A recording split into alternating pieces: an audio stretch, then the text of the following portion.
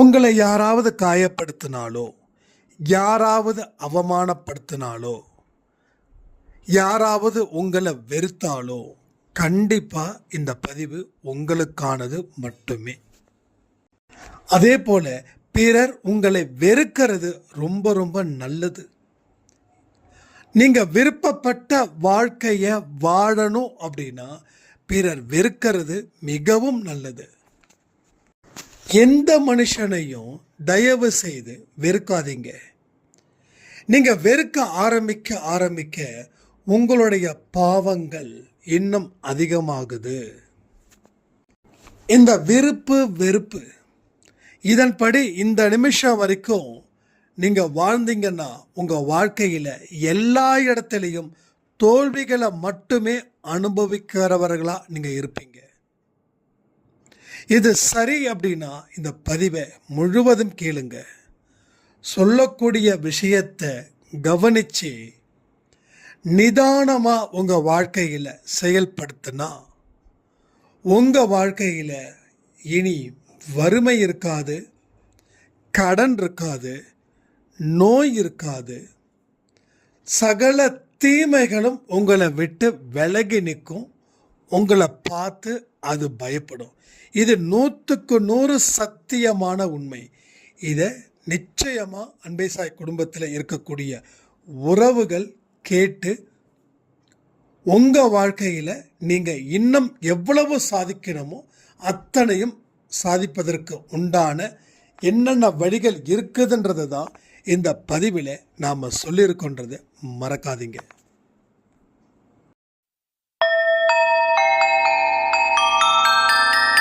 ஓம் சாயிரா சாயிரா, ஓம் சாயிரா சாயிரா, ஓம் சாயிரா சாயிரா, அன்பே சாயிரா, பேரன்பே சாயிரா, அகிலம் தளிக்க ஆத்மா விழிக்க அனுதினம் சாயிரா, எங்கள் அன்பே சாயிரா.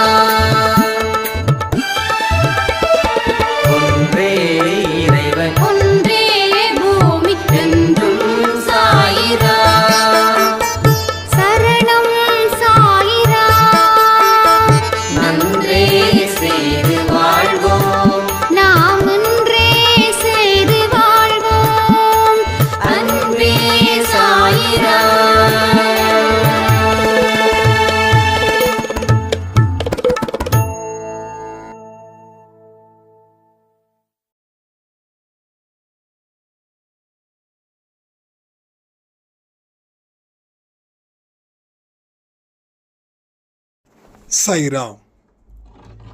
என் உயிரின் உயிரானவர்களே, நம்மளை பல பேர் வெறுத்தாங்கன்னா நம்ம வாழ்க்கை எதை நோக்கி போகும்? பிறர் வெறுக்கிறதால என்னுடைய வாழ்க்கையில் நான் நஷ்டம்தானே அடைஞ்சிக்கிட்டு இருக்கேன். என் மீது அன்பு செலுத்த, என்னை அரவணைக்க யாருமே இல்லை. கடவுள் என்னதான் என் கூட இருந்தாலும் ஆனால் எனக்கோ ஒரு தனிமையில் நான் இருக்கிறது மிகப்பெரிய சித்திரவதையா எனக்கு இருக்குது. என்னால் முடியலை வாழ அப்படின்னு ஒரு சாய்ராமுடைய கேள்வி. அதாவது நம்மக்கிட்ட இருக்கக்கூடிய மைனஸை ப்ளஸ் ஆக்கிறது தான் அன்பே சாயில் இருக்கக்கூடிய ஒரு மிகப்பெரிய ஒரு வழி அப்படின்றது நம்ம நிறைய பதிவில் சொல்லியிருக்கோம். ப்ளஸ்ஸை மைனஸ் ஆக்க முடியாது, ஆனால் மைனஸை ப்ளஸ் ஆக்கலாம். நான் அந்த குறியை வச்சு சொல்கிறேன். மைனஸ் குறி எப்படி இருக்கும்? நேராக இருக்கும். அதுக்கு மேலே ஒரு கோடை போட்டால் அது ப்ளஸ் ஆகிடும். ஆனால் ப்ளஸ்ஸை மைனஸ் ஆக்க முடியாது. அதுக்கு ரப்பர் வேணும், எரேசர் வேணும். நான் இப்போ சொல்லக்கூடிய ஒரு வழியை நீங்கள் எடுத்து அதை ஃபாலோ பண்ணுங்க. மற்றவங்க உங்களை வெறுக்கிறதால நீங்கள் விருப்பப்பட்ட ஒரு வாழ்க்கையை 100% வாழ முடியுங்க. மற்றவங்க நம்மளை வெறுத்தா வாழ முடியாது. இதுதான் நீங்கள் கண்ட ஒரு வாழ்க்கை. ஆனால் நான் பார்த்த வாழ்க்கை எப்படி தெரியுமா? பிறர் உன்னை எவ்வளவுக்கு எவ்வளவு வெறுக்கிறாங்களோ அந்த அளவுக்கு நீ எதிர்பார்த்த ஒரு அருமையான, ஒரு அற்புதமான, ஒரு அழகான, ஒரு நிம்மதியான, ஒரு சந்தோஷமான, ஒரு ஆரோக்கியமான வாழ்க்கையை உன்னால் வாழ முடியும். இதெல்லாம் எனக்கு சாயப்பா சொல்லிக் கொடுத்த வழிமுறைகள். உடனே இங்கே கேட்கலாம், எப்பங்க நேராக வந்தாரா சாயப்பா? எங்களுக்கெல்லாம் நேராக வந்து சொல்லிக் கொடுக்க முடியலையே அப்படின்னு நீங்கள் கேட்கலாம். கடவுள் எந்த கடவுளாக இருக்கட்டும் நேராக வந்து டீச் பண்ண மாட்டார். யார் மூலமாக வருவாங்க தெரியுமா? கேட்டால் நீங்கள் ரொம்ப ஷாக் ஆவீங்க. உங்கள் எதிரிகள் மூலமாக, உங்கள் நண்பர்கள் மூலமாக, உங்கள் அன்பானவர்கள் மூலமாக, நீங்கள் உயிருக்கு உயிராக நினச்சி வாழ்ந்துக்கிட்டு இருக்கீங்களே, அவர்கள் மூலமாக தான் சாயப்பா பாடத்தை சொல்லி தருவார். அன்பான பாடத்தை சொல்லிக் கொடுக்கிறவங்க அன்பானவர்களாக இருப்பாங்க, உயிரானவர்களாக இருப்பாங்க. ஆனால் வாழ்க்கையில் கடினமான பாடத்தை சொல்லிக் கொடுக்கிறவங்க யார் தெரியுமா? உங்கள் எதிராளிகள், உங்களை அவமானப்படுத்தினவர்கள், உங்களை வெறுக்கக்கூடியவர்கள். அப்போ அவர் எல்லா மனுஷங்களுடைய ரூபத்திலையும் அவர் இருக்கிறாரு, அவர் பேசுகிறார், அவர் நமது வாழ்க்கையை வழிநடத்துகிறார். இன்னும் என்னென்னலாம் எக்ஸ்ட்ரா எக்ஸ்ட்ரா எக்ஸ்ட்ரா கொடுக்க முடியுமோ அத்தனை எக்ஸ்ட்ராவும் அங்கே நடக்கும். இன்னைக்கு உங்கள் லைஃப் பார்ட்னர்கிட்ட நீங்கள் திட்டு வாங்கியிருக்கீங்கன்னா கடவுள் ஏதோ ஒரு பாடத்தை அவர் சொல்லி கொடுத்துருக்கிறாருன்னு அர்த்தம். உங்கள் எதிராளிகள் வீட்டுக்கு முன்னாடி ஏதோ ஒரு விஷயத்தை கண்ணா பின்னான்னு பேசி உங்களை அழ வைக்கிறாங்கன்னா அவங்களுக்கு ஏதோ சாயப்பா சொல்லி கொடுத்துருக்கா, அவர் மூலமாக உங்ககிட்ட சொல்ல போகிறாருன்னு அர்த்தம். மனசை இறுக்கமான சூழ்நிலையை வச்சுக்கிட்டா ரொம்ப தப்பு. மனசை கொஞ்சம் கடல் போல பறந்து வச்சிருந்தா தப்பு எல்லாம் சரியாயிடும், சரியெல்லாம் தப்பாயிடும். அப்போ புரிஞ்சிக்க வேண்டிய ஒரு பாடம் என்ன தெரியுமா? வெறுப்பவர்களை எக்காரணத்தை கொண்டும் அவர்களை நீ வெறுக்காதே. நீ அவர்களை வெறுக்கிறதால உன் வாழ்க்கை மிகவும் பாதாளத்துக்கு போயிடும், நரகத்துக்கு போயிடும். நீ என்னதான் நல்ல உள்ளமா இருந்தாலும் உன்னை 10 பேர் காயப்படுத்துகிறாங்கன்னா அந்த 10 பேரை வெறுக்கணும்னு கடவுள் உனக்கு சொல்லி தரவே இல்லை. ஒரு சின்ன கதை நான் சொல்லியிருக்கேன், இருந்தாலும் அதை திருப்பி சொன்னால் இதுக்கு மேட்ச் ஆகும்னு எனக்கு தோணுது. ஒரு முனிவர் ஒரு குளத்தில் குளிக்கிறாரு. 4 சிஷ்ய பிள்ளைங்க குளிக்கிறாங்க. அப்போ அந்த முனிவரை குளிக்கிற இடத்துல தேள் வந்து கடிக்குது. அவர் விலகி விடுறாரு. மறுபடியும் தேள் வந்து கடிக்குது, மறுபடியும் விலக்கி விடுறாரு. மறுபடியும் தேள் வந்து கடிக்குது, மறுபடியும் அதை விலக்கி விடுறாரு. அதுக்கப்புறம் குளிச்சு முடிச்சுட்டு கரையில் நிற்கிறாங்க. சிஷ்ய பிள்ளைங்கள்லாம் கேட்குறாங்க, குருவே அது தேள், அது கடிக்குது, அது கடிச்சா ஆபத்து. அப்போ நீங்கள் என்ன பண்ணீங்க? அதை அடிச்சிருக்கலாம்ல, ஏன் அதை தள்ளி தள்ளி விட்டீங்க? அடிக்கிறது தானே அது சரியா இருக்கும். அது என்ன உங்களுக்கு நன்மை செஞ்சதா? உங்களை கொத்துது, அது எவ்வளவு பெரிய துன்பத்தை உங்களுக்கு கொடுக்குது. நீங்கள் என்ன பாவம் செஞ்சீங்க? எந்த பாவமும் செய்யாமல் நல்லது தானே நீங்கள் சொல்லி கொடுத்துட்ருக்கீங்க எங்களுக்கு. அப்படி இருக்கும்போது அந்த தேள் உங்களை போட்டு ஒரு வழி செய்யுதே, அதை நீங்கள் அடிக்கணும் தானே, அது விஷந்தானே அப்படின்னு கேட்டிருக்காங்க. அதுக்கு அந்த குருஜி சொல்லியிருக்காங்க, கடவுள் ஒவ்வொரு மனுஷனுக்கும் ஒவ்வொரு உயிரினத்துக்கும் ஒரு தன்மைகளை கொடுத்துருக்கிறாரு. தேளுக்கு கொடுத்த தன்மை குற்றது, ஆனால் மனுஷனாக இருக்கக்கூடிய எனக்கு கொடுக்குற தன்மை அது கொல்லாமல் இருக்கிறது. அப்போ என்னுடைய தன்மைகளை தான் நான் வாழணும். அப்போதான் கடவுள் என்ன சந்தோஷமா பார்த்துப்பாரு. அதை கொன்னுட்டா ஒரு உயிரை நான் கொன்று அந்த பாவத்தை என்னுடைய அக்கௌண்ட்டில் கொண்டு வந்துடுற மாதிரி. அதனால் அதனுடைய தன்மையில் அது கடவுள் படைச்சாரு. அப்போ தேல் அடிக்கிறதா இல்லை கடவுளை குறை சொல்கிறதா? இப்போ கடவுளுடைய படைப்பு எதுவுமே காரண காரியம் இல்லாமல் படைக்கலை.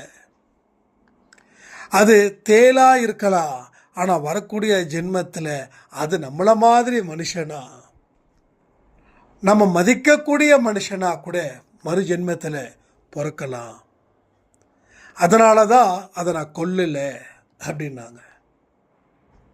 இப்போ பாயிண்ட் என்ன அப்படின்னா, உன்னை வெறுக்கிறவர்களை நீ வெறுக்கிற, கண்ணுக்கு கண் பல்லுக்கு பல் அப்படின்னு சொல்லுவாங்க. பழிக்கு பழி வாங்கணும் அப்படின்னு இந்த உலகம் ஒரு வன்முறை பாடத்தை உங்களுக்கு சொல்லி கொடுத்து அதுதான் உண்மைன்னு நினச்சி எத்தனையோ மனுஷங்க நிம்மதி இல்லாமல் பயத்துடனும் பதைப்புடனும் வாழ்ந்துக்கிட்டு இருக்காங்க.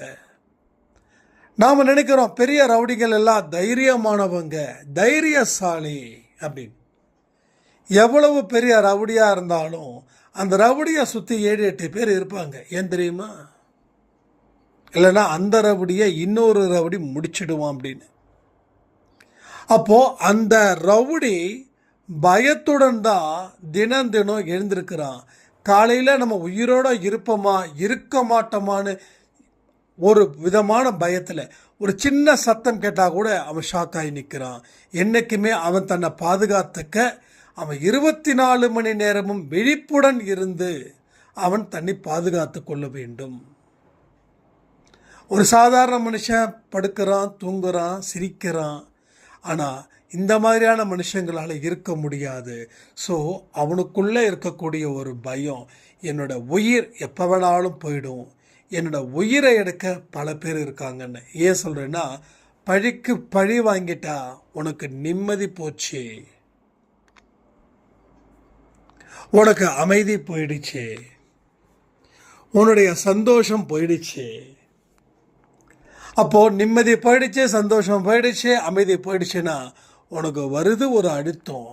அந்த அழுத்தம் உன்னை மேலும் மேலும் மேலும் பலகீனமாக்கும். அப்படி பழி வாங்காமல் இருந்துட்டா நீ ஹாயாக இருக்கலாம். நீ பழி வாங்கிட்டேன்னா உன்னால் ஹாயாக இருக்கவே முடியாது. அப்போ நம்மளை வெறுக்கிறவங்களை நாம் வெறுத்துட்டா நம்ம வாழ்க்கையில் நாம் அடைய போகும் காரியம் என்னன்னா ஒரே ஒரு காரியம்தான், அது துன்பம். அந்த துன்பத்து கூடவே நாம் இருக்க வேண்டிய ஒரு நிர்பந்தம் காலத்தின் கட்டாயமாக்க மாறும். சரி, இந்த மைனஸு ப்ளஸ்ன்னு சொன்னீங்களே, அது என்ன? இது வரைக்கும் நல்லா கேட்டிங்களா? சில பேர் ஓகே வெறுக்கக்கூடாது அப்படின்னு சொல்லிட்டு பாதியில் ஆடியோவை முடிச்சுட்டு வேலையை பார்க்குறவங்களா நீங்கள் வெயிட் பண்ணுங்க. ஒரு பாட்டை பார்த்துட்டா ரெண்டாவது பாட்டை யார் பார்க்குறது? ஸோ முதல் பாட்டில் இருக்கிறது பாதி, மீதி பாதி தான் கம்ப்ளீட் ஆகுது. ஸோ மைனஸை ப்ளஸ் ஆக்கணும். யாரெல்லாம் உன்னை வெறுக்கிறாங்களோ அந்த வெறுப்பு உனக்கு நல்லதுன்னு நீ நினைக்கிற அளவுக்கு கடவுள் உனக்கு என்ன சொல்ல போகிறாருன்னா ஒரே வார்த்தை தான். யார் எந்த அளவில் வேணாலும் வெறுக்கட்டும், கடவுளுக்கு நன்றிகள். அந்த தேலு கதை, அந்த ரவுடி கதை, எல்லா கதையையும் இதில் கொண்டு வந்து சேருங்க.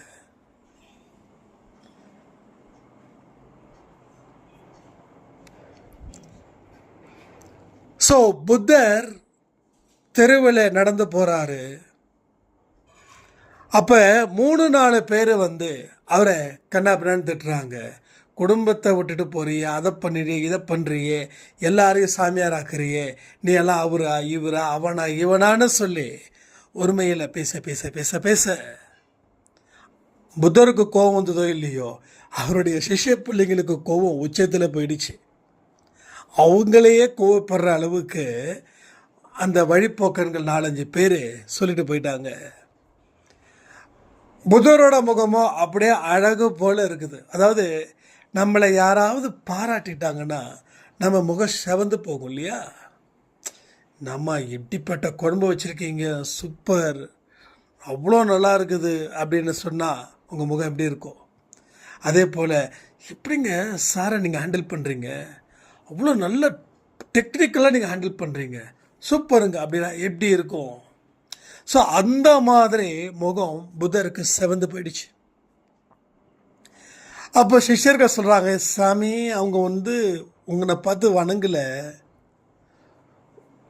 உங்களை வந்து கழுவி கழுவி ஊற்றிட்டு போகிறாங்க, நீங்கள் என்னடா சிரிச்ச முகத்தோடு இருக்கீங்களே அப்படின்னு.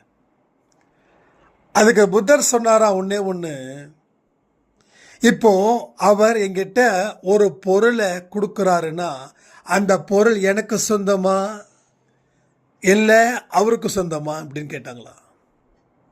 சாமி உங்களுக்கு தான் சொந்தம். சரி, அவர் கொடுத்த பொருளை நான் வாங்கலைன்னா இப்போ அந்த பொருள் யாருக்கு சொந்தம்? அவருக்கு தான் சொந்தம். இப்போ வந்தவர் கோபத்தில் பேசினாரு, கத்தினாரு, அதை நான் முழுசாக எடுத்துக்கிட்டா அது யாருக்கு சொந்தம்? உங்களுக்கு சொந்தம். நான் எடுத்துக்கலைன்னா அந்த வார்த்தை யாருக்கு சொந்தம்? திட்டுனவனுக்கு சொந்தம். இப்போ யாருக்கு லாபம்? உங்களுக்கு லாபம். யாருக்கு நஷ்டம்? உங்களை யார் திட்டினாங்களோ அவங்களுக்கு நஷ்டம். நல்லா இருக்குல்ல இந்த லாஜிக்கு? ஸோ இந்த மாதிரியான ஒரு வாழ்க்கையை கட்டமைப்பை நம்ம ஏற்படுத்த தவறுனதால நம்மால எந்த ஒரு விஷயத்தையும் ஜீரணிக்க முடியல.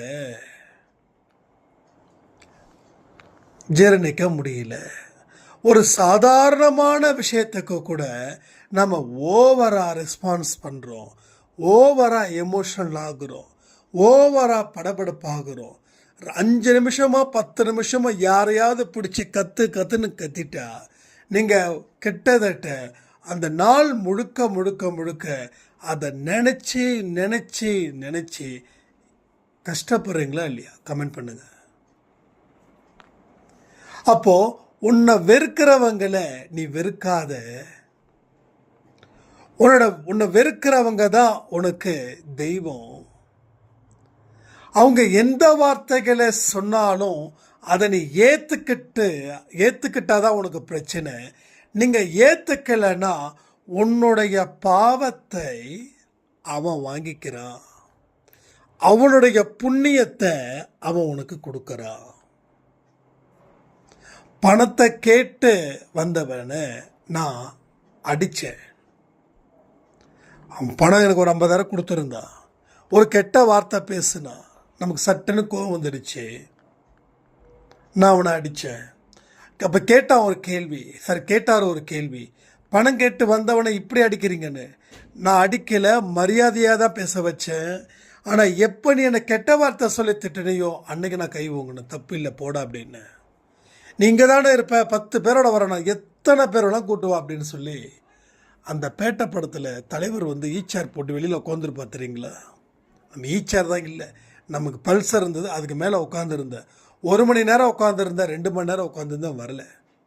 அதுக்கப்புறம் சாயப்பா கிட்ட நான் சொல்லி ஃபீல் பண்ணேன், அவனுடைய கஷ்டம் அவன் கேட்குறான், என்ன கெட்ட வார்த்தை பேசிட்டான், நான் தப்பு பண்ணிட்டேன், என்னை மன்னிச்சிடு அப்படின்னு சொன்ன அடுத்த 1 வாரம் கழித்து என்கிட்ட அடி வாங்கிட்டு போனவர் எனக்கு ஃபோன் பண்ணி, எங்கள் அப்பாவுக்கு கண் ஆப்ரேஷன் ரொம்ப பண்ணியே ஆகணும், என் கையில் காசே இல்லை, தயவு செய்து உங்களால் எவ்வளோ கொடுக்க முடியுமோ கொடுங்க, நான் அப்படி பேசுனது தப்பு, என்னை மன்னிச்சிடுங்க.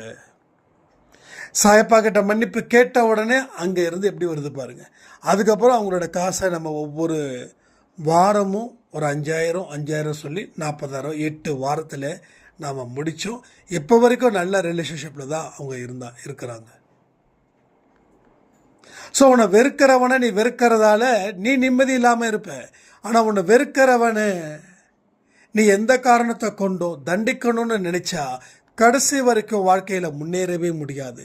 இன்றைக்கி அன்பே சாயில் இவ்வளவு பப்ளிக்காக வந்து நான் பேசுகிறேன் அப்படின்னா, ஒன்று என்னோடய கடனை அடைச்சாதான். என் கடனை அடைக்கலைன்னா, ஓ நீ இங்கே தான் இருக்கியா, நீ இவ்வளோ பேச்சு பேசுகிறியா அப்படின்னு சொல்கிறதுக்கு ரொம்ப நேரம் ஆகாது. கரெக்டாக? ஸோ பயமில்லாத ஒரு வாழ்க்கை. என்னைக்கு உன்னை வெறுக்கிறவனை தயவு செய்து நீ வெறுத்துடாத, பழி வாங்கணும்னு நினச்சிடாத. உன்னுடைய எண்ணம் புத்தி செயல் நல்லதுக்கு பயன்படுத்து, மோசத்துக்கு பயன்படுத்தி நீ மோசமான வாழ்க்கையை ஏன் வாழணும்? எதுக்காக வாழணும்? நம்ம சாதிக்க வேண்டியதும் சாதிக்க போவதும் இதுவரைக்கும் சாதிச்சதுக்கு உண்டானதும் எத்தனையோ இருக்குது. ஒரு நாளையும் நம்ம வீண் பண்ணிக்கிட்டே இருக்கோம். இப்போ தெரியாது, வருஷம் முடிஞ்சு நம்ம என்ன கிழிச்சோம் அப்படின்னா கேலண்டரில் இருக்கக்கூடிய தேதியை, அந்த தேதி டெய்லி ஷீட்டை தான் நம்ம கிழிச்சோமே தவிர வாழ்க்கையில் எதையுமே நம்ம செய்ய முடியலன்னு நான் ஃபீல் பண்ண காலம் உண்டு. ஒரு வருஷமும் வருது, புத்தாண்டை கொண்டாடுறோம், அப்படி இருன்றோம் இப்படின்றோம். ஆனால் அந்த ஒரு நாளோ மட்டும்தான் அந்த வைராக்கியம் இருக்குது. பிற நாட்களில் அந்த வைராக்கியம் மண்ணோட மண்ணா புதஞ்சிடுச்சுல்ல. ஸோ இப்போவும் ஒன்றும் காலம் இல்லை, காலம் இருக்குது, வாழ்க்கை இருக்குது. ஸோ எல்லா மனுஷனுக்கும் ஒரு வெறுப்பு இருக்கும்.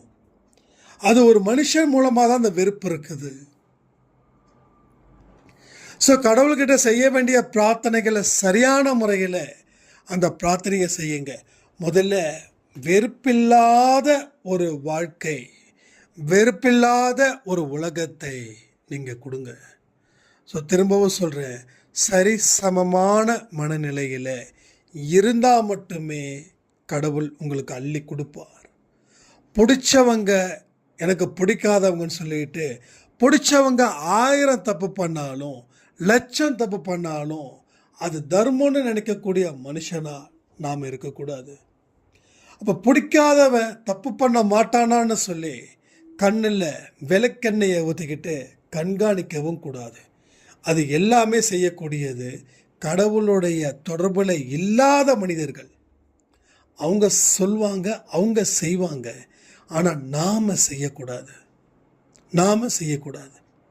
எல்லாரும் நல்லா இருக்கணும் அப்படின்ற ஒரே ஒரு விஷயம் மட்டும்தான் இங்கே செய்யணுமே தவிர, எனக்கு பிடிச்சவன் தப்பு பண்ணுறதுலாம் நேச்சுரல், பிடிக்காதவன் தப்பு பண்ணிட்டா அது எப்படி அப்படின்னு சட்டையை பிடிச்சி கேட்கக்கூடாது. எல்லாத்துக்குமே கால அவகாசத்தையும் நேரத்தையும் கொடுக்கணும்.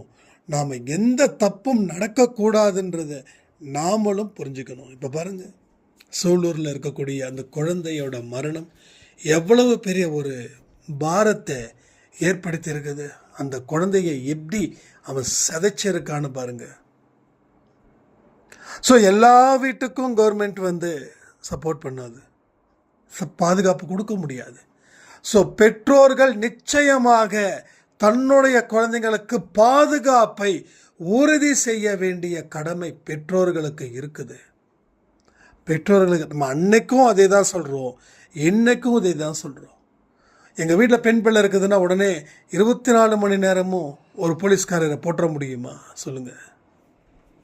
அப்போ நாம் எந்த அளவுக்கு விழிப்புணர்வாக இருக்கணுமோ அந்த அளவுக்கு, அது எந்த கவர்மெண்ட் வந்தாலும் சரி, ஏடிஎம்கேவாக இருக்கட்டும், இல்லை டிஎம்கேவாக இருக்கட்டும், இல்லை டிவிகேவாக இருக்கட்டும், இல்லை ஃப்யூச்சரில் வரக்கூடிய பார்ட்டிஸாக இருக்கட்டும், நாம் விழிப்புணர்வோடு இருக்கிறது தான் நமக்கு சேஃப். பட் அவங்களால அவ்வளவு பெரிய விஷயத்தை கொடுக்க முடியாதுன்றதை புரிஞ்சுக்கோங்க. நாட்டில் இவ்வளவோ நடந்தும் நம்ம கேர்லெஸ்ஸாக இருந்துக்கிட்டு கவர்மெண்ட்டை குறை சொல்கிறது எவ்வளவு பெரிய மிஸ்டேக்ஸ்ன்றதையும் யோசிப்பாருங்க. கவர்மெண்ட் அவங்க வேலையை அவங்க செய்யட்டும். மதுக்கடைகள் மூடணுன்றதில் ரொம்ப ரொம்ப ரொம்ப ரொம்ப எல்லாரும் தெளிவாக இருக்கிறோம் இல்லையா? நம்ம கண்டிப்பாக ஒரு நிச்சயமாக ஒரு ப்ரேயர்ஸ் டெஃபினட்டாக நமக்கு தேவைப்படுது. ஏன்னா நாடு நல்லா இருந்தால் தான் நாம் நல்லா இருப்போம்.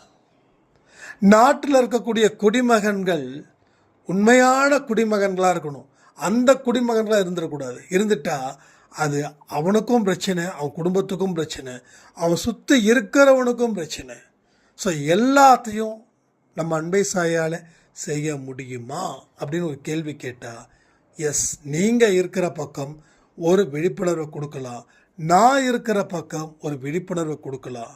ஸோ நம்மளுடைய ப்ரேயர், நம்மளுடைய பாசிட்டிவ் வைப்ரேஷன், நம்முடைய பாசிட்டிவ் எனர்ஜெட்டிக், ஸோ பிரபஞ்சத்தோடைய கனெக்ஷன், கடவுளுடைய கனெக்ஷன், பெரியவங்களுடைய ஆசீர்வாதம், இது எல்லாமே சேர்ந்தது தான் நாம். அப்போ இதை பேஸ் பண்ணி நம்மால் ஒரு சிறப்பான ஒரு வாழ்க்கையை 100% நம்மால் கொடுக்க முடியும்னு சொல்லி, இனி ஒவ்வொரு நாளும் வெற்றி நிச்சயம் சாயின் சத்தியம் ஆடியோ வரும், வித் ப்ரேயரோடு வரும். ஸோ 4 மணிக்கு நல்லா புரிஞ்சுக்கணுங்க. இந்த 8 மணிக்கு கேட்குறது, 10 மணிக்கு கேட்கறலாம் கூடாது. 4 o'clock இந்த பப்ளிஷ் பண்ண அடுத்த நிமிஷம் ஒரு 5க்குள்ளே கேட்டு முடிச்சிருங்க எல்லாரும். ஏன்னா வித் ப்ரேயரும் இருக்குது, நல்ல வார்த்தைகளும் இருக்குது. ஆடியோ மேக்ஸிமம் 10 நிமிஷம்தான். அதனால் கொஞ்சம் கஷ்டப்படுங்க. நாம் நமக்குள்ளே கஷ்டப்பட்டாதான் கடவுள் நமது கஷ்டத்தை துடைப்பார்னு சொல்லி இந்த பதிவை நான் முடிக்கிறேன். ஜெய் சாய்ராம்.